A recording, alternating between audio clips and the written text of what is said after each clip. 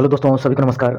आइए बात करते हैं कक्षा 7वीं की एनसीईआरटी साइंस चैप्टर है 16, जल एक बहुमूल्य संसाधन है। ये चैप्टर बहुत ही इंपॉर्टेंट चैप्टर है दोस्तों। ये आंसर राइटिंग के लिए, मेंस के लिए बहुत इंपॉर्टेंट है। इस टॉपिक को ऐसे के लिए बहुत इंपॉर्टेंट है। जीएस 3 के रिलेटेड ये बहुत इंपॉर्टेंट टॉपिक। आइए पढ़ते हैं इस टॉपिक के बारे में। एग्जाम के पॉइंट ऑफ व्यू से बहुत इंपॉर्टेंट है, मेंस के लिए, आंसर राइटिंग के लिए, पीसीएस, यूपीएससी के लिए। आइए पढ़ते हैं। जल एक बहुमूल्य संसाधन है। जल है तो कल है। ये ऐसे राइटिंग के लिए ये कोड यूज कर सकते हैं दोस्तों। जल है तो कल है। यदि जल उपलब्ध है तो आपका भविष्य सुरक्षित है। इस कोड को आप ऐसे राइटिंग के लिए यूज कर सकते हैं।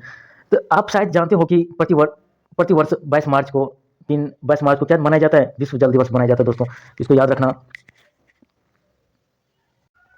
22 मार्च को विश्व जल दिवस मनाया जाता है। इसको याद रखना दोस्तों, आपके एग्जाम में पूछा जा सकता है। तो 22 मार्च को विश्व जल दिवस मनाया जाता है। एक विद्यालय में जल दिवस मनाया गया और आपके वायु वर्ग के बच्चों से पोस्टर आमंत्रित किए गए। उस दिन प्रस्तुत किए गए कुछ पोस्टरों को चित्र जैसे 16.1 में दिखाया गया है। जैसे चित्र, जल की हर बूंद बचाओ, जल की बचत करें और मेरा, इसमें बहुत सी, प्रत्येक बूंद बहुमूल्य है। जल के बारे में बच्चों द्वारा बनाए गए कुछ पोस्टर है। ये पोस्टर दिखाए गए 16.1 में, ये बच्चों द्वारा दिखाए गए पोस्टर। तो इसमें 16.1 में इन पोस्टरों से आपको क्या संदेश मिलता है कि अपने परीक्षणों को अपनी नोटबुक में लिखिए और उनकी चर्चा अपनी कक्षा में कीजिए। क्या आपने कभी घर अथवा विद्यालय में जल की पढ़ाया आपको जल बर्बाद न करने की सलाह देते होंगे? हर व्यक्ति का जल संरक्षण के महत्व की ओर ध्यान आकर्षित करने के लिए ही हम प्रतिवर्ष जल दिवस मनाते हैं। पेयजल धुलाई, खाना पकाने और उचित सफाई बनाए रखने के लिए संयुक्त राष्ट्र द्वारा प्रत्येक व्यक्ति के लिए सुझाई गई जल की न्यूनतम मात्रा 50 लीटर प्रति व्यक्ति है। तो इसको याद रखना दोस्तों कि पेयजल के न्यूनतम मात्रा कितने हैं, कि उसमें संयुक्त राष्ट्र द्वारा प्रत्येक व्यक्ति को लिए सुझाव दिए गए हैं कि न्यूनतम मात्रा 50 लीटर प्रति व्यक्ति है। यह मात्रा प्रति व्यक्ति लगभग 2.5 बाल्टी जल के बराबर है। क्या आपके परिवार को कम से कम इतना जल मिल रहा है? यदि हाँ, तो आपको अपने आप को भाग्यशाली समझना चाहिए, क्योंकि हमारे देश में लाखों लोगों को पर्याप्त जल नहीं मिलता। आपके मित्रों और उनके परिवारों की जल की उपलब्धता की स्थिति कैसी है? अपने अनुभवों की उनके साथ चर्चा कीजिए। कुछ स्थानों पर जल की अत्यधिक कमी है। नलों में पानी का ना आना, जल भरने के लिए लंबी कतारें, जैसे चित्र 16.6 में दिखाए गए हैं कि जल भरने के लिए कितनी लंबी कतारें हैं। जल एकत्र करने के लिए लंबी कतार इसमें दिखाया, चित्र 16.2 में इसमें दिखाया गया है। चित्र 16.2 में जल भरने के लिए लंबी कतारें। तो लड़ाई या झगड़े, जल की मांग के लिए धरने या प्रदर्शन आदि जैसे दृश्य विशेषकर ग्रीष्म काल में समान रूप से दिखाई देते हैं। कुछ देखते हैं न्यूज़पेपर में दिखाया गया है कि आर यू वाटर कॉन्शियस, कि simply way to save water, increase your productivity, what if 2016 gets less rain. इसमें दिखाया, न्यूज़पेपर में दिखाया गया है। ये चित्र समाचार पत्रों में कतरने ये दिखाए गए हैं। चित्र 16.3 में ये समाचार पत्र में बोला गया जल को किस तरह सेव किया जा सकता है। जल को what if the get less rain, तब जब कम बारिश होते हैं तो जल को किस तरह सेव किया जा सकता है। तो काल उसमें बोला गया ग्रीष्म काल में समान रूप से दिखाई देते हैं। चित्र 16.3 में दिखाए गए कुछ समाचार पत्रों की कतरनी इस स्थिति की ओर स्पष्ट रूप से इंगित करती हैं कि क्या यह सत्य नहीं है कि हम जल की अत्यधिक कमी का सामना कर रहे हैं। एक क्रियाकलाप 16.61 में समाचार पत्रों और पत्रिकाओं से जल की कमी से संबंधित समाचार लेख और चित्र की कतरनी एकत्र कीजिए और उन्हें अपनी स्क्रैप या पुस्तिका में चिपकाइए और उनके बारे में अपने मित्रों से चर्चा कीजिए। जनता द्वारा झेली जाने वाली कुछ समस्या को सूचीबद्ध कीजिए और कक्षा में उन पर चर्चा कीजिए। जल की कमी पूरे विश्व के लिए चिंता का विषय बन गई है। ऐसा अनुमान है कि अब से कुछ ही वर्षों या वर्ष 2003 को अंतर्राष्ट्रीय या अल-ओ-लवन जल वर्ष मनाया गया था, जिससे लोगों को इस प्राकृतिक संसाधन की निरंतर घट रही उपलब्धता के बारे में जागरूक किया जा सके।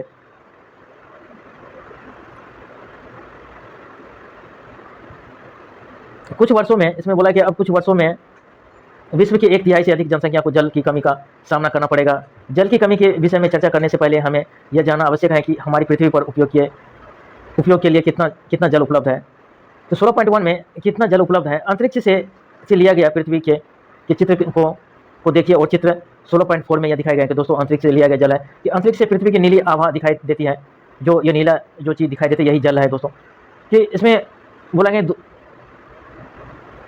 कि अंतरिक्ष से लिया गया पृथ्वी के चित्र को देखिए चित्र 16.4 में ये नीला क्यों दिखाई देता है। निश्चय ही आप अनुमान लगा सकते हैं कि आप जानते हैं कि पृथ्वी की सतह का लगभग 71% भाग जल से ढका है। पृथ्वी पर उपस्थित लगभग समस्त जल समुद्र और महासागरों, नदियों, तालाबों, ध्रुवीय बर्फ, भूजल और वायुमंडल में पाई जाता है, परंतु इसमें से अधिकांश जल मानव उपयोग के लिए उपयुक्त नहीं है। उपयोग के लिए उपयुक्त जल ओ-लवण जल है, जिसे बोलचाल की भाषा में ताज़ा जल कहते हैं। ऊपर बताई गई कुछ स्रोत से उपलब्ध ओ-लवण या ताज़ा जल की सापेक्ष मात्रा आकलन करने के लिए क्रियाकलाप जिसे 16.2 में कीजिए। क्रियाकलाप बोला 16.2 में सारणी में दिए विभिन्न चरणों का अनुसरण करते हुए पृथ्वी में उपलब्ध और लवण जल का आकलन कीजिए। चरण बोला गया है कि माध्यम और माप साइज की एक बाल्टी लेकर उसे जल से भर लीजिए और इसमें लगभग 20 बाल्टी जल आता है। तो चित्र दिखाए गए हैं कि जैसे मान लीजिए कि बाल्टी का जल पृथ्वी पर उपलब्ध उपलब्ध कुल जल को प्रदर्शित करता है और एक 5 ml क्षमता का चम्मच लीजिए और बाल्टी में से एक 100 चम्मच जल मग जैसे किसी छोटे पात्र में डालिए और यह पृथ्वी पर उपलब्ध और लवण जल को प्रदर्शित करता है। और मग से 30 चम्मच जल को कांच के किसी गिलास में डालिए और यह भूजल के रूप में पाए जाने वाले उपयोग जल की मात्रा है। तो दोस्तों, तो जिसमें ये जग में ये भूजल का रूप में पाई जाने वाला ये उपयोग मात्रा है, ये जो गिलास में लिया गया है। तो अंत में मग में से 1/4 भाग चम्मच जल निकालिए। यह विश्व की सभी झीलों और नदियों में उपस्थित कुल और लवण जल की मात्रा को प्रदर्शित करता है।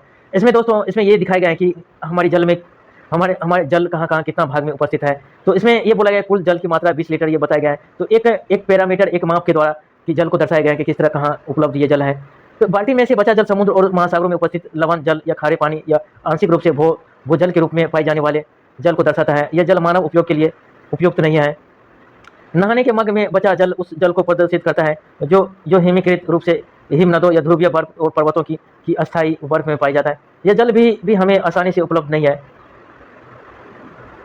मुझे यह जानकर चकरा गया है कि हमारे उपयोग के लिए उपलब्ध जल की मात्रा इतनी कम है।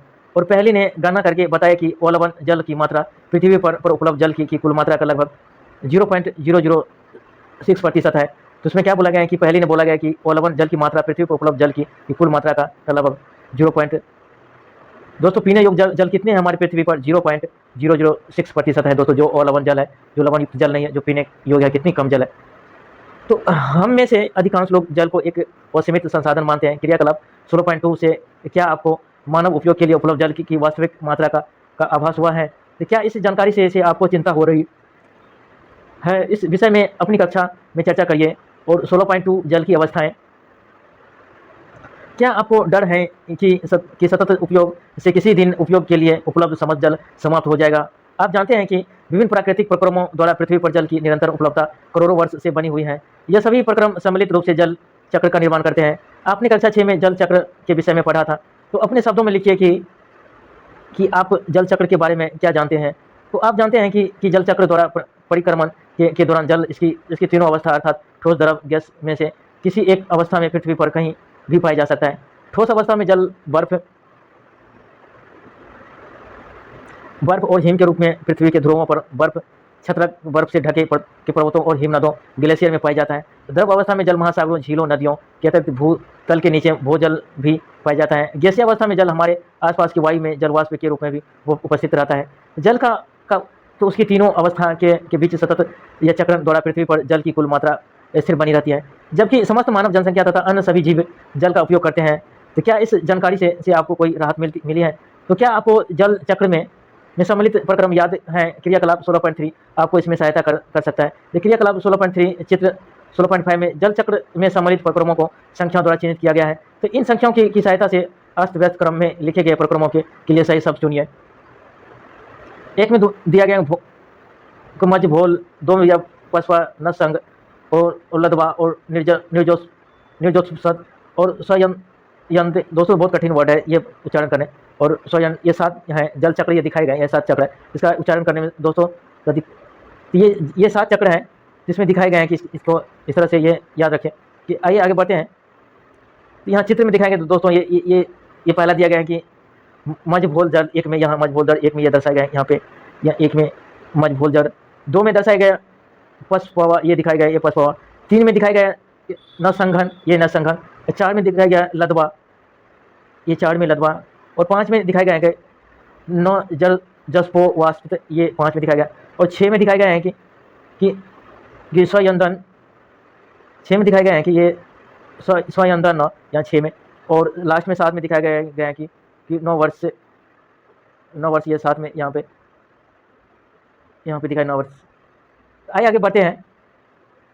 अधिकांश शहरों और नगरों की अपनी जल आपूर्ति व्यवस्था होती है, जो नागरिक निकायों द्वारा संचालित होती है। जल को आसपास की किसी झील, नदी, तालाब अथवा कुओं से लाया जाता है। जल की आपूर्ति पाइपों के विशेष क्रम में बिछाए जाल द्वारा की जाती है। सामान्यतः ग्रामीण क्षेत्रों में जल की आपूर्ति इस प्रकार नहीं होती। वहाँ लोग अपने उपयोग के लिए कि जल सीधे उसके स्रोत से ही प्राप्त करते हैं। प्रायः महिलाएं और बच्चों को जल लाने के लिए उसके स्रोत तक पैदल जाना पड़ता है। कभी-कभी जल स्रोत कई किलोमीटर की दूरी पर होता है, जिसे चित्र 16.6 में ये जल को लेकर आती हुई महिलाएं दिखाए गए हैं। दोस्तों, राजस्थान में इसी तरह जल को महिलाएं लाई जाते हैं कि दूर दूर से। तो इसमें ये दिखाया गया है कि चित्र 16.6 में बच्चों के लिए जल ढोने का यह कार्य अत्यधिक कष्टकारी है। ऐसे बच्चे प्रायः नियमित रूप से विद्यालय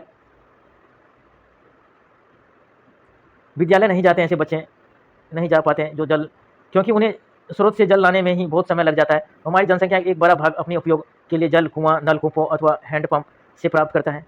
तो इन स्रोतों को जल कहाँ से मिलता है? आइए सबसे पहले देखते हैं पहली क्या कहना चाहती है कि महिलाओं को अनेक घरेलू कार्य करने पड़ते हैं। यदि उन्हें जल भी भरकर लाना पड़े तो उनके काम का बोझ और बढ़ जाता है। तो ये उसमें बोला गया है। आइए आगे बात करते हैं कि 16.3 जल का एक महत्वपूर्ण स्रोत भूम जल है। यदि हम किसी जलाशय के निकट भूमि में गड्ढा खोदें तो हमें वहाँ की मृदा आर्द्र या नम मिल सकती है। मृदा में आर्द्रता या भूमिगत जल की उपस्थिति को इंगित करती है। यदि हम और अधिक गहराई तक खोदते चले जाएं तो हम उस स्तर तक पहुंच सकते हैं जहां मृदा के कणों के बीच के सारे रिक्त स्थान, अवकाश और चट्टानों के बीच एक स्थान जल से भरे होते हैं, जिसे चित्र 16.7 में दिखाया गया है। आइए देखते हैं पहले चित्र 16.7। चित्र 16.7 में दिखाया गया है भूजल और भूम जल स्तर। ये दिखाया गया है कि यहाँ सबसे पहले ये दिखाया गया है दोस्तों नदी झील, यहाँ ये नदी झील दिखाया गया है और हैंडपंप यहाँ दिखाई दिया गया है और पुनः पूर्ति यहाँ या बारिश के द्वारा ये पुनः पूर्ति या भूम जल ये दिखाया गया है। जल भर ये दिखाया, ये भूम जल दिखाया गया है। को रिचार्ज किस तरह होता है, या बादल की तरह पुनः पूर्ति या रिचार्ज किस तरह होता है, ये बारिश की तरह ये भूम जल रिचार्ज होता है। इसमें ये दिखाया गया 16.7 में चित्र में। तो इस परत की ऊपरी सीमा या भूम जल स्तर कहलाती है। भूम जल स्तर विभिन्न स्थानों पर भिन्न होता है और यह किसी दिए गए स्थान पर परिवर्तित भी हो सकता है। भूम जल स्तर 1 मीटर से भी कम गहराई पर अथवा भूमि में अनेक मीटर की गहराई में हो सकता है। भूम जल स्तर के नीचे पाई जाने वाला जल भूम जल कहलाता है। इस भूम जल का स्रोत क्या है? तो वर्षा जल और अन्य स्रोतों जैसे नदियों, तालाबों और का जल मृदा में से रिसकर भूमि के नीचे गहराई में रिक्त स्थानों और दरारों को भर देता है। तो भूमि में जल का रिसाव अंत संयंत्रण कहलाता है, क्योंकि भूमि में रिसाव या जल का अंत संयंत्रण कहलाता है। तो अतः इस प्रक्रम द्वारा उपयोग किए जा चुके भूम जल की पुनः परिपूर्ति हो जाती है। कुछ स्थानों पर भूम जल स्तर के नीचे इसे कठोर सेलों या चट्टानों की परतों के बीच भूम जल संचित हो जाता है। तो इस प्रकार संचित भूम जल के भंडारों को जल भर कहते हैं। जल भरों के जल को समांतर नलकूपों अथवा हैंडपंपों की सहायता से बाहर निकाला जाता है।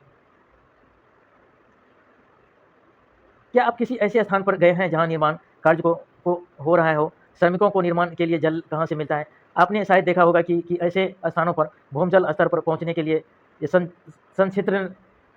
संछिद्रण या बोरिंग की जाती है। वहां कार्य करने वाले लोगों से मालूम कीजिए कि उन्हें जल पाने के लिए कितनी गहरी खुदाई करनी पड़ी है और क्या हम भूमि के नीचे से निरंतर जल निकाल सकते हैं। ऐसा करने से भूम जल पर क्या प्रभाव पड़ेगा? जैसे 16.4 में भूम जल स्तर का उपलक्ष्य है। भूमि के नीचे से निकाले गए भूम जल की पुनः पूर्ति प्राय वर्षा जल के अवस्तरण या रिसाव द्वारा ही हो जाती है। भूम जल स्तर तब तक प्रभावित नहीं होता है जब तक कि हम केवल उतना ही जल निकालते हैं जितने की प्राकृतिक प्रक्रमों द्वारा पुनः पूर्ति हो जाती है। तथापि जल की पर्याप्त रूप से पुनः पूर्ति न होने पर भूम जल स्तर नीचे गिर जाता है। कि दोस्तों इसमें यह बोला गया है कि जिस रेशियो से हम जल को निकालते हैं भूम जल को, उस रेशियो से रिचार्ज नहीं होते, पुनः पूर्ति जल की नहीं हो पाती है, जिसके कारण क्या होता है भूम जल स्तर क्या होता है नीचे गिर जाता है। ऐसा अनेक कारणों से हो सकता है, जैसे जनसंख्या में वृद्धि, औद्योगिक और कृषि गतिविधियों आदि भूम जल स्तर को प्रभावित करने वाले कुछ समान कारक है। अल्प वर्षा एक अन्य कारक है जो भूम जल स्तर को नीचा कर सकता है। भूम जल स्तर को प्रभावित करने वाले अन्य कारक जैसे वन अप्रोपन या वनोन्मूलन और जल के अश्रवण के लिए प्रभावित क्षेत्र में कमी। जनसंख्या प्रसार, जनसंख्या बढ़ने से भवनों, दुकानों, कार्यालयों और सड़कों के निर्माण की मांग भी बढ़ जाती है। इससे कृषि हेतु भूमि, उद्योगों और खेल के मैदानों जैसे खुले क्षेत्र में कमी आ जाती है। इसके कारण भूमि में वर्षा जल के अवश्रवण की दर कम हो जाती है। यदि खुले क्षेत्रों में इसी तरह कमी होती रही तो इसका क्या परिणाम होगा? याद रखें कि पक्के फर्श से जल आसानी से अवस्रवित नहीं होता, जबकि घास के बगीचे, मैदानों आदि से जल तुरंत अवस्रवित हो जाते हैं। यही नहीं, निर्माण कार्यों के लिए भी बड़ी मात्रा में जल की आवश्यकता होती है। इसके लिए प्रायः भौम जल का उपयोग किया जाता है। इस प्रकार एक और हम अधिक भौम जल का उपयोग कर रहे हैं और दूसरी ओर विभिन्न प्रकार के निर्माण कार्यों के परिणाम स्वरूप हम भूमि में जल के अवस्रवण के अवसर कम कर रहे हैं। इसके कारण भूमजल स्तर का निरंतर अवक्षय हो रहा है। वास्तव में अनेक शहरों के कुछ भागों में भूमजल स्तर चिंताजनक रूप से अत्यधिक निम्न स्तरों तक पहुंच गया है।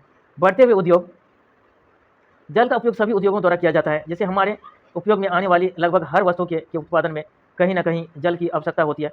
उद्योगों की संख्या निरंतर बढ़ती जा रही है और अधिकांश उद्योगों द्वारा उपयोग किया जाने वाला जल भूमि से निकलता है। क्रियाकलाप 16.4 में तो ऐसे कुछ उद्योगों के नाम बताइए जिनसे आप परिचित हैं। हमारे दैनिक जीवन में उपयोग किए जाने वाले और इनसे प्राप्त होने वाले उत्पादों की एक सूची बनाइए और अपने शिक्षक, शिक्षिका और माता-पिता से इसे बारे में बातचीत करिए और कहिए कि किस प्रकार बढ़ते हुए उद्योग धंधे या भूमजल स्तर के नीचे गिरने के लिए उत्तरदायी है। कृषि कार्य, भारत में अधिकांश किसान अपनी फसलों की सिंचाई के लिए वर्षा पर निर्भर करते हैं। नहरों जैसे सिंचाई तंत्र केवल कुछ ही क्षेत्रों में उपलब्ध है। इन तंत्रों में से अनियमित वर्षा के कारण जल की उपलब्धता में कमी हो सकती है। अतः किसानों को सिंचाई के लिए भूमजल का उपयोग करना पड़ता है। जनसंख्या के बढ़ते दबाव के कारण कृषि के लिए भूमजल का उपयोग दिन पर दिन बढ़ता जा रहा है। इसके परिणाम स्वरूप भूमजल स्तर में लगातार गिरावट आ रही है। ये 16.5 जल का वितरण, अनेक कारणों से विश्व के विभिन्न क्षेत्रों में पाई जाने वाले जल के वितरण में बहुत असमानताएं हैं। तो कुछ स्थानों पर अच्छी वर्षा होती है और वह जल से समृद्ध है। इसके विपरीत रेगिस्तान है जहाँ बहुत कम वर्षा होती है। भारत बहुत विशाल देश है जिसके सभी क्षेत्रों में एक समान रूप से वर्षा नहीं होती। कुछ स्थानों पर अत्यधिक वर्षा होती है जबकि कुछ अन्य स्थानों पर बहुत कम वर्षा होती है। अत्यधिक वर्षा से प्रायः बाढ़ आ जाती है जबकि वर्षा की कमी से सूखा पड़ता है। अतः हमारे देश में एक ही समय में पर कुछ क्षेत्रों में बाढ़ और कुछ में सूखा हो सकता है। क्रियाकलाप 16.5, हमारे देश में औसत वार्षिक वर्षा का वितरण चित्र 16.8 में दिखाया गया है कि मानचित्र में उस स्थान को ढूंढिए जहां आप रहते हैं। तो क्या आपके क्षेत्र में पर्याप्त वर्षा होती है? क्या आपके क्षेत्र में वर्ष भर पर्याप्त जल उपलब्ध रहता है? तो यह भी संभव है कि हम किसी ऐसे क्षेत्र में रह रहे हो जहाँ वर्षा तो पर्याप्त होती है फिर भी जल की कमी रहती है। क्या हम कह सकते हैं कि यह जल संसाधनों के कुप्रबंधन के कारण होता है?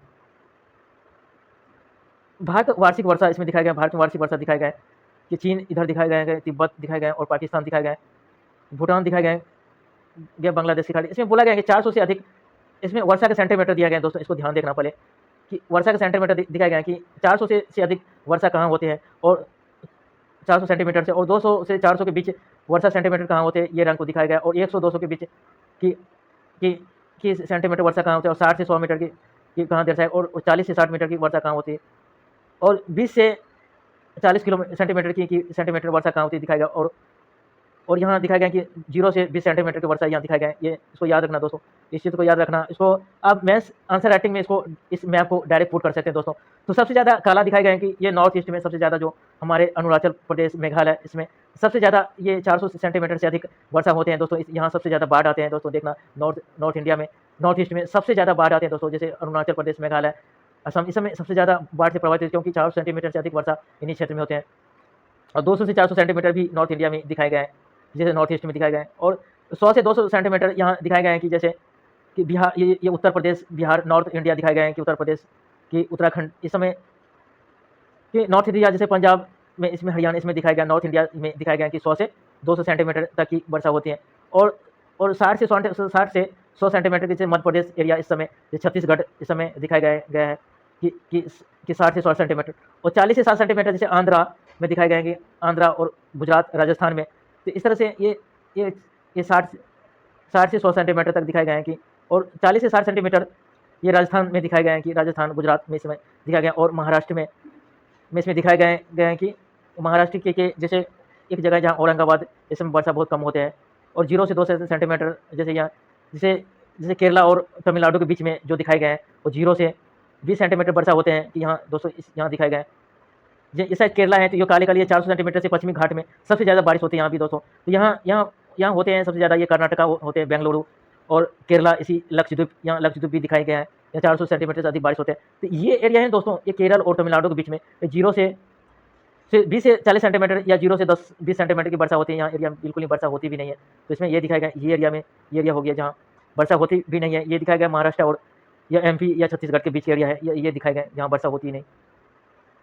तो इसको याद रखना दोस्तों, इंपॉर्टेंट है इस कि मैप को आप डायरेक्ट एग्जाम में पुट करके इंडिया का मैप इसमें कि कहाँ किस एरिया में कितना बारिश होती है, कितने सेंटीमीटर में, इसको दर्शाना, इसको एग्जाम में बहुत अच्छे तो मैथ्स में अच्छा मार्क्स मिल सकते हैं। तो सेंटीमीटर में कहाँ कहाँ बसा इसको डायग्राम में दिखाई जा सकता है, इससे अच्छा मार्क्स मिलेंगे आपको। तो आइए आगे बात करते हैं।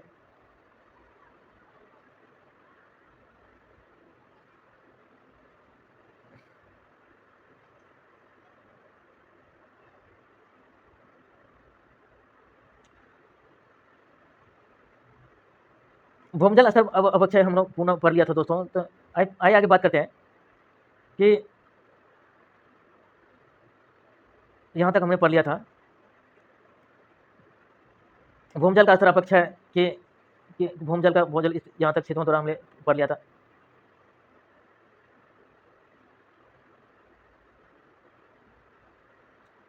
आइए पढ़ते हैं कि जनसंख्या के बढ़ते भवनों, दुकानों, कार्यालयों, सड़कों निर्माण के बढ़ते, ये सब हमने पढ़ लिया था कि किधर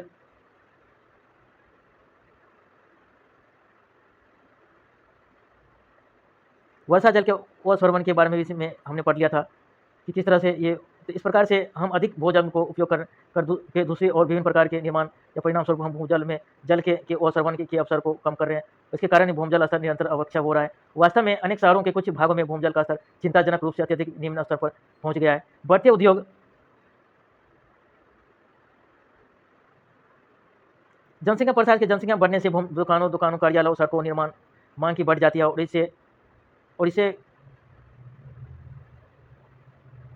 इससे क्या होता है, कृषि है तो भूमि उत्पादों, खेल के मैदानों, खुले क्षेत्रों में कमी आ जाती है। इसके कारण भूजल में वर्षा जल के अवसर्वन की कमी दर हो जाती है और खुले क्षेत्रों में इस तरह कमी होती रहती है। इसका परिणाम स्वरूप होता है कि पक्के फर्श से जल की आसानी से अवसर्वित नहीं होता है, जबकि घास के बगीचे, मैदानों आदि से जल तुरंत अवसर्वित हो जाता है। यही नहीं, निर्माण कार्य के लिए भी बड़ी मात्रा में जल की आवश्यकता होती है। इसके लिए भूजल का उपयोग किया जाता है। यहाँ तक हम लोग पढ़ लिया था दोस्तों। इस प्रकार से एक और हम अधिक भूजल का उपयोग कर रहे हैं और दूसरी ओर विभिन्न प्रकार के निर्माण कार्यों परिणाम स्वरूप हम भूमि में जल के अवसर्वन के अवसर कम कर रहे हैं। इसके कारण भूजल स्तर निरंतर अवक्षय हो रहा है। वास्तव में अनेक शहरों में के कुछ भागों में भूजल स्तर चिंताजनक अत्यधिक निम्न स्तर तक पहुंच गया। बढ़ते उद्योगों के जल का उपयोग सभी उद्योगों द्वारा किया जाता है और हमारे उपयोग में आने वाले लगभग हर वस्तु के उत्पादन कहीं न कहीं जल की आवश्यकता होती है। उद्योगों की संख्या निरंतर बढ़ती जा रही है और अधिकांश उद्योगों द्वारा उपयोग किए जाने वाला जल भूमि से निकाला जाता है। जैसे क्रियाकलाप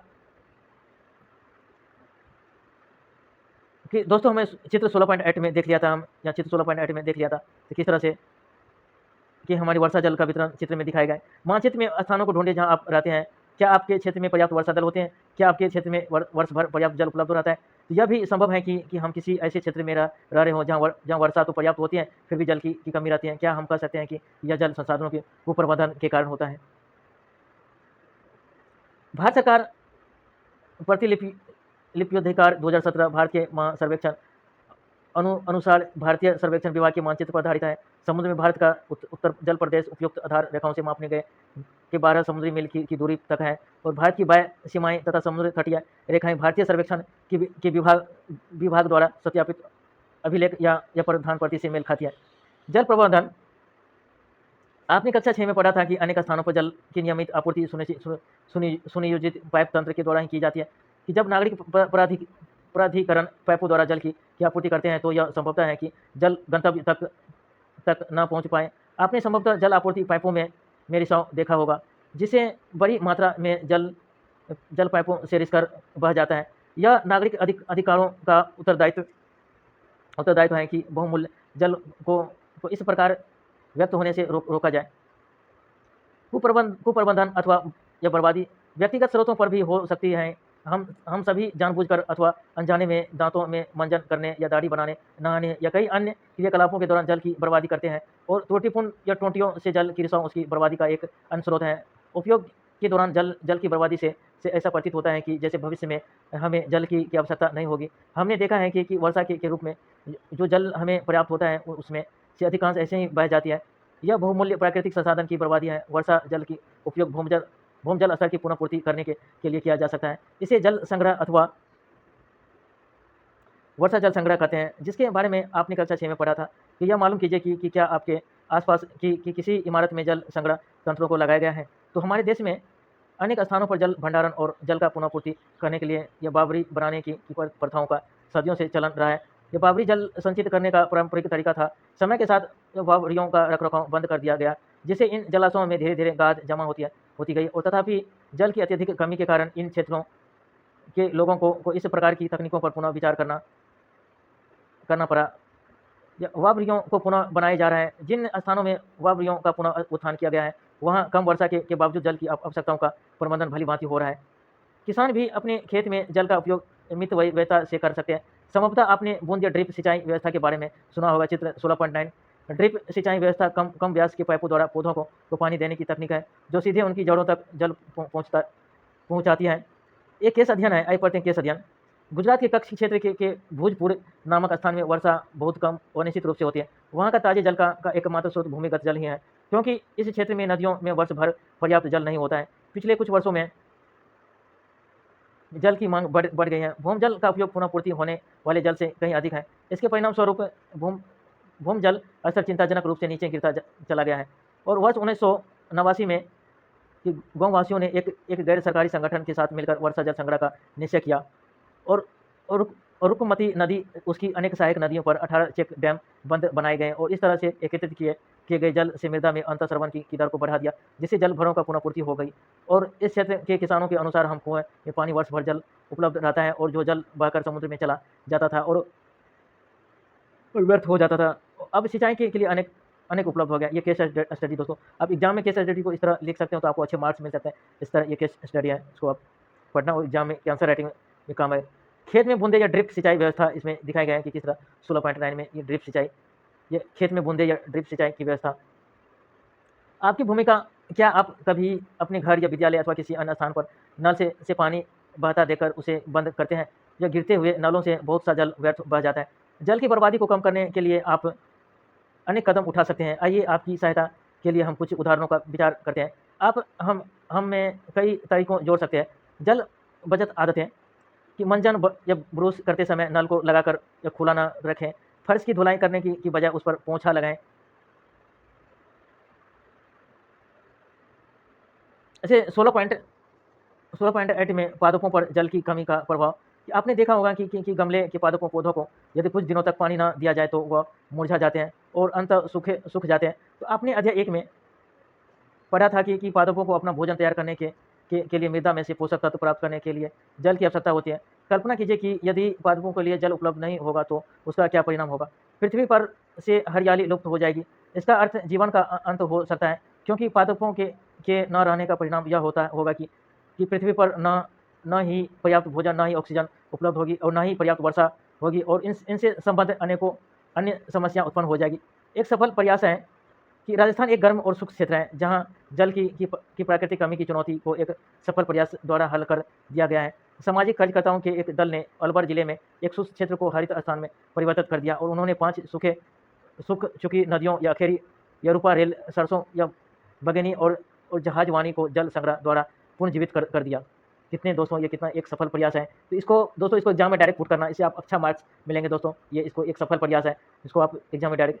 तो एक सूखे या गर्म प्रदेश को किस तरह से पुनर्जीवित कर दिया, उसको जल संग्रह के द्वारा पुनर्जीवित कर दिया। तो एक बहुत ही इंपॉर्टेंट है दोस्तों, इसको डायरेक्ट आप एग्जाम में लिख सकते हो। एक सफल प्रयास है कि जहां राजस्थान के एक गर्म या शुष्क क्षेत्र में या जल की प्राकृतिक कमी की चुनौती को सफल प्रयास द्वारा हल किया गया है। सामाजिक कार्यकर्ताओं के एक दल ने अलवर जिले में एक शुष्क क्षेत्र को हरित स्थान में परिवर्तित कर दिया। उन्होंने 5 सूख चुके नदियों अखरी, यरूपा, रेल या सरसा या भगेनी, जहाज वाली को जल संग्रह द्वारा पुनः जीवित कर दिया।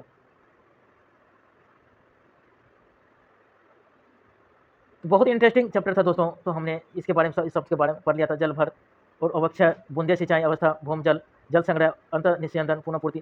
तो ये बहुत ही इंटरेस्टिंग चैप्टर था दोस्तों, मैथ्स के लिए, आंसर राइटिंग के लिए बहुत इंपॉर्टेंट। तो आपने क्या सिखाया पढ़ते हैं? जल सभी या सजीव या जीवों के लिए अनिवार्य है, इसके बिना जीवन संभव नहीं है। जल 3 अवस्था में पाया जाता है, ठोस, द्रव और वाष्प। यद्यपि जल चक्र के द्वारा जल की आपूर्ति बनी रहती है, फिर भी विश्व के अनेक भागों में उपयोग जल की कमी है। विश्व के विभिन्न भागों में जल की वितरण या असमान है। ऐसा बहुत कुछ मानव क्रियाकलापों के कारण भी है। उद्योगों की तेजी से वृद्धि, बढ़ती जनसंख्या, सिंचाई की बढ़ती आवश्यकताएं और कुप्रबंधन जल की कमी के कुछ कारण है। हमें पाइपों द्वारा जल आपूर्ति के समय या भवनों और अन्य स्थानों में रिश्ते नलों के कारण होने वाले जल की बर्बादी के प्रति जागरूक होना चाहिए। जल के अनावश्यक और उपयोग और अत्यधिक मात्रा में भूमिजल का उपयोग करने से बचना चाहिए। भूमि में जल की पुनःपूर्ति को बढ़ाया जाना चाहिए। तो समय की मांग है कि हर व्यक्ति जल का उपयोग मितव्ययता से करें। तो यदि पौधों को कुछ दिनों तक पानी ना दिया जाए तो वह मुरझा जाते हैं और अंततः सूख जाते हैं। तो इसको अभ्यास करना दोस्तों, इसको आप ये अभ्यास दिया गया है, तो इसको स्क्रीनशॉट लेकर के एक बार पहले वीडियो को पूरा दोबारा देखना, इसको अभ्यास करना। इसको अभ्यास नहीं करेंगे तो आप इस चैप्टर में कुछ नहीं सीख पाएंगे। इसको अभ्यास करना दोस्तों, तो इसका स्क्रीनशॉट ले लेना, तो इसको अभ्यास करना। मैं धीरे धीरे स्लाइड कर रहा हूँ, इसका स्क्रीनशॉट ले लेना। क्रियाकलाप परियोजना दिया गया है, इसको आप पढ़ना।